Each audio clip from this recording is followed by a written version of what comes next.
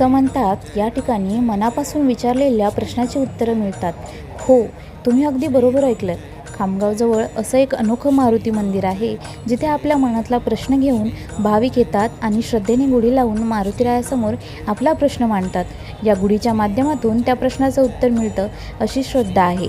पण नेमकं हे ठिकाण आहे तरी कुठे आणि या मंदिराचा इतिहास काय आहे? चला आज आपण जाणून घेऊया.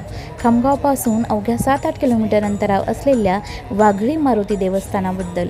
हे मंदिर केवळ श्रद्धेचं ठिकाण नाही, तर त्यामागे एक रंजक इतिहास आणि स्थानिक परंपराही जोडलेल्या आहेत. स्थानिक परंपरेनुसार हे मंदिर सुमारे 400 ते 500 वर्षांहून अधिक जुनं मानलं जातं. समर्थ रामदास स्वामी विदर्भात भ्रमण करत असताना इसवी सन 1645च्या आसपास त्यांनी या ठिकाणी मारुतीरायांची स्थापना केली, अशी श्रद्धा आहे. पूर्वी हा संपूर्ण परिसर घनदाट जंगलाने व्यापलेला होता, त्यामुळे या भागात वाघांचा वावर जास्त होता आणि त्याचमुळे या ठिकाणाला वाघळी हे नाव पडलं.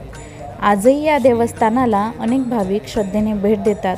विशेषतः शनिवारी या ठिकाणी भरपूर गर्दी असते. या ठिकाणी जे नवस बोलले जातात त्यासाठी भक्त इथे मोठ्या उत्साहाने श्रद्धेने भंडारीसुद्धा करतात, मारुतीरायाचं दर्शन घेतात. या मंदिराची सर्वात वेगळी गोष्ट म्हणजे मनातला प्रश्न घेऊन गुढी लावण्याची ही परंपरा. श्रद्धा असो किंवा या ठिकाणी जोडलेली गूढ भावना, ही परंपरा या देवस्थानाला एक वेगळंच वैशिष्ट्य देते. म्हणून हे ठिकाण फक्त एक मंदिर नाही, तर इतिहास, श्रद्धा, परंपरा यांचा सुंदर संगम आहे. तुमच्यापैकी कोणी मारुती वाघळी देवस्थानाला भेट दिली आहे का? तुम्ही स्वतः इथे आला असाल तर तुमचा अनुभव कमेंटमध्ये नक्की सांगा. ज्यांनी अजून हे मंदिर पाहिलेलं नसेल त्यांनी या व्हिडिओला सेव्ह करून घ्या आणि या मंदिराला अवश्य भेट द्या.